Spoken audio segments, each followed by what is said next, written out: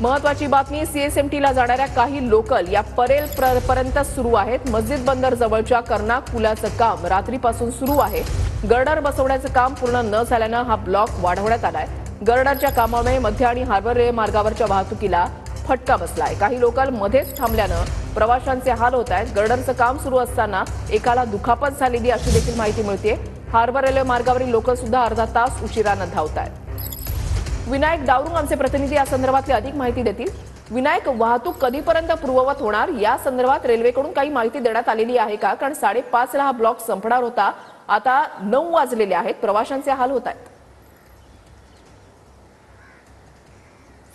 रुशाली, रेल्वेकडून अजून माहिती तशी देण्यात आलेली नाहीये। प्राथमिक माहिती त्यांनी 7 वाजता दिली होती की हा जो ब्लॉक घेतलेला आहे तो अजूनही सुरूच आहे अशी माहिती दिली होती आणि त्याचं कारणही तसंच आहे। रुशाली, आपण पाहू शकतो या ठिकाणी जो गर्डर आहे तो अर्धवट या ठिकाणी आलेला आहे आणि अजूनही पुढे जो आहे तो सरकवायचा आहे। पूर्वेकडून गर्डर जो आहे तो क्रेनच्या माध्यमातून सरकवत पुढे आणला आणि आता पश्चिमेकडे हा सरकवायचा आहे। आता शेवटच्या टप्प्यातलं जे काम आहे ते सध्या या ठिकाणी सुरू आहे। क्रेनच्या माध्यमातून हा गर्डर जो आहे तो बांधला जातोय।